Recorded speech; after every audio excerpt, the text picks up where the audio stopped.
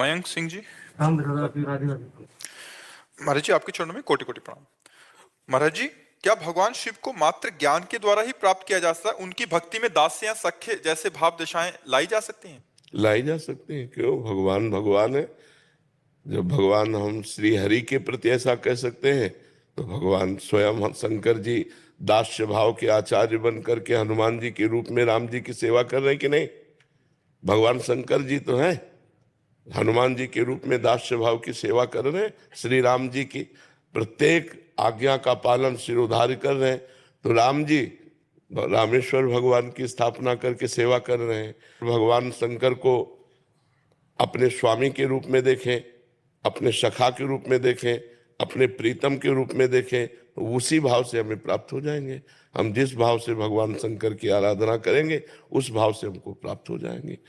ये यथा माम प्रपद्यन्ते तास तथैव भजाम्यहम्, जो मुझे जैसे भाव से भजता है मैं उसको वैसे ही प्राप्त होता हूँ।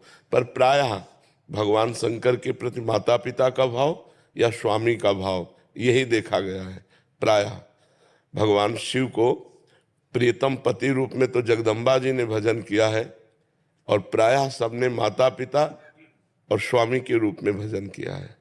और सख्य, दास्य, वात्सल्य, कांता, सहचरी, ये प्रिया प्रीतम श्यामा श्याम के विषय में या श्यामा श्याम के ही स्वरूप सिया राम के विषय में बकाया भगवान शंकर को तो जगत माता पिता या स्वामी के रूप में ही प्राय भजन किया गया है।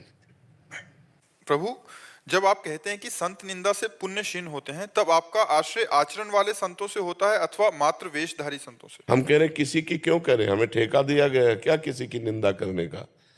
भगवान ने जिसने क्षमता दी उतना ही चल पा रहा है। अब हम अपनी कसौटी पर किसको कसे? हम अपने को कसे। तेरे भावे जो करे भलो बुरो संसार, नारायण तू बैठ के अपनो भवन बुहार। आप अपने नेत्रों को ठीक करो। जैसे आप देख रहे हो ये आदमी निंदनीय है, तो वो आदमी नहीं, उसमें परमात्मा है। आपने देखा? नहीं देखा तो आपकी दृष्टि खराब है। विद्या विनय संपन्ने ब्राह्मणे गविहस्तनी सुनी चुपाके चा पंडिताश्रम दर्शिना। सच्ची दृष्टि ज्ञान की तो ये है कि सब में हम परब्रह्म परमात्मा को देखें, भगवान वासुदेव को देखें।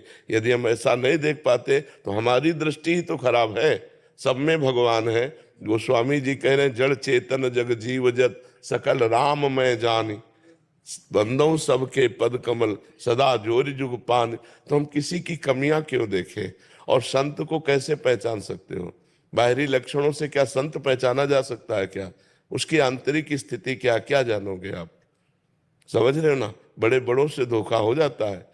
एक बड़े स्थिति प्रज्ञ संत थे, समोसा बट रहे थे तो समोसा खाया, फिर तो समोसा बांटने वाला उनको कहा 2 बार ले चुके, 3 बार ले चुके, और बार बार समोसा।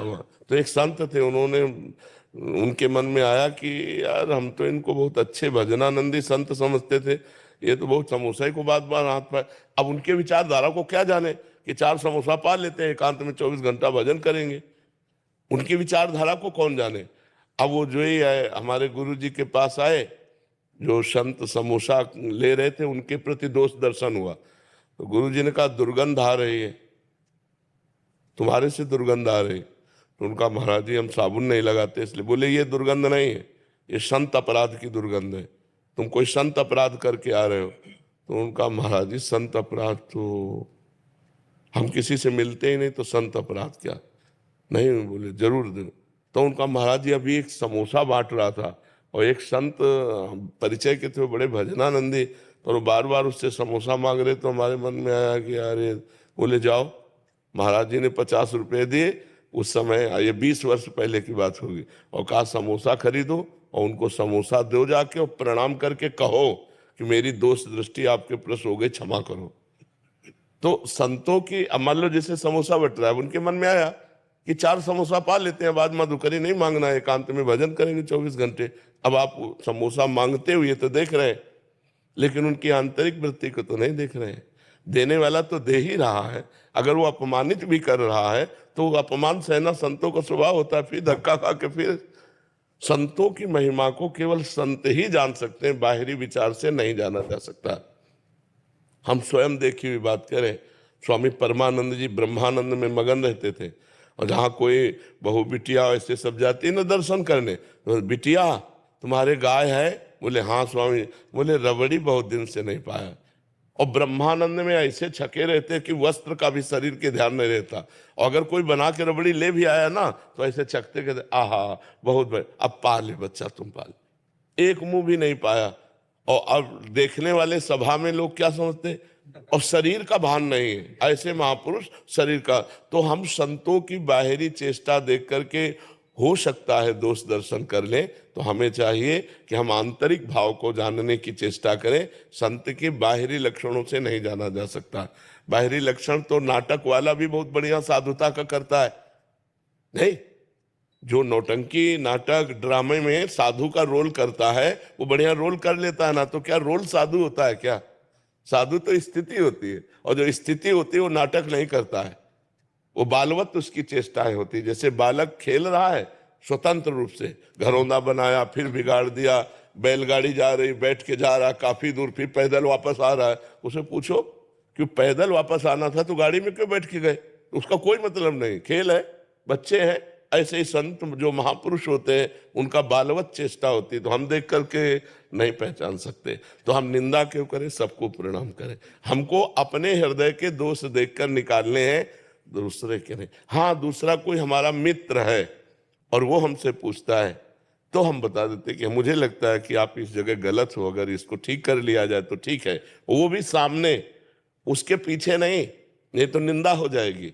उससे कहो, डायरेक्ट उससे कहो, तब तो बात समझ। या तुम्हें किसी संत पर दोष दर्शन हो तो हिम्मत है तो डायरेक्ट बात करो, महाराज मैंने आपके प्रति दोष दर्शन किया, आप ये गलत कार्य कर रहे हैं, आप इसका उत्तर दीजिए कि ये गलत है या मेरी दृष्टि गलत है, तब तो बात सही मानी जाए। आप उसके पीछे उसकी निंदा करेंगे तो निंदा करने से आपके पुण्य नष्ट हो जाएंगे। पर निंदा के किए ते आवत नहीं कछु हाथ, मूर्ख पर्वत पाप को ले चल अपने साथ। उसका पाप का ढेर लेकर के चला जाता है, अपने पुण्य नष्ट कर देता है। तो काहे को अपनी जबान से गंदगी बोले, अच्छी बात बोले। महाराज जी, मैं जुलाई 2023 से एकांतिक वार्तालाप सत्संग यूट्यूब के माध्यम से आपके सानिध्य में हूँ। नाम जपने की भी कोशिश करता हूँ पर निरंतरता नहीं ला पा रहा। महाराज जी, निष्पाप हृदय में निरंतर भगवान का नाम जप चलता है। जब तक हमारा जितना हिस्सा मलिन रहेगा उतना हिस्सा संसार का चिंतन करेगा। ऐसा जैसे आप अभ्यास कर रहे हैं तो ऐसा नहीं है आपको पहले से उन्नति दिखाई देगी कि पहले इतना मन लगता था, इतना नहीं लगता था, अब इतना लगने लगा है, इतना नहीं लग रहा है।